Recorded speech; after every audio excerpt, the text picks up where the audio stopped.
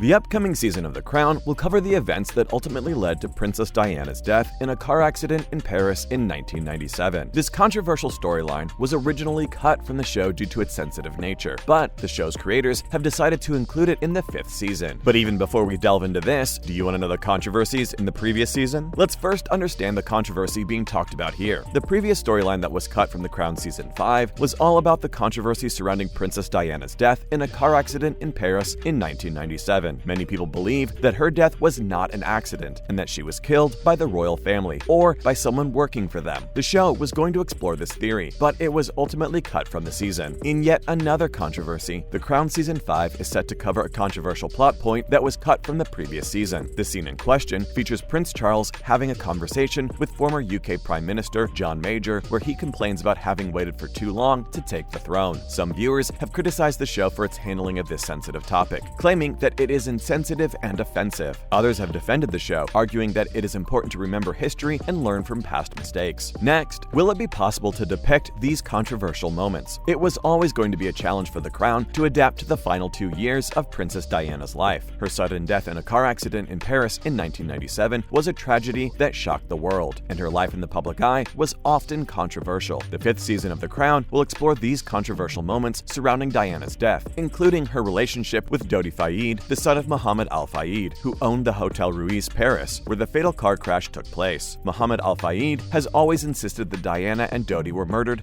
by British intelligence services, and he has campaigned tirelessly to prove this theory. The Crown will no doubt depict this theory in a fair and balanced way, as it has done with other controversial topics in previous seasons. The 5th season of The Crown is likely to be its most controversial yet, but it will also be essential viewing for fans of the show. So, how will it all start? The season will begin with Diana's engagement to Prince Charles, and will follow their marriage and the birth of their 2 sons, William and Henry. It will also cover Diana's struggles with bulimia and her extramarital affairs, as well as her growing estrangement from Charles. The final episodes of the season will depict the events leading up to Diana's untimely death, including her decision to leave royal life and her relationship with Dodi Fayed. The season will end with a tribute to Diana, one of the most beloved members of the British royal family. Does The Crown have a history of covering royal controversies? And will this have any implications for this decision? In short, yes, The Crown has a long history of covering up royal controversies, and this latest decision is likely to have far-reaching implications for the monarchy. The most famous example is the dirty secret scandal of the early 1990s, when it was revealed that the royal family had been engaging in a cover-up of their financial affairs. This led to a major crisis for the monarchy and ultimately resulted in the resignation of Prime Minister John Major. More recently, in 2015, it was revealed that Prince Andrew had been involved in a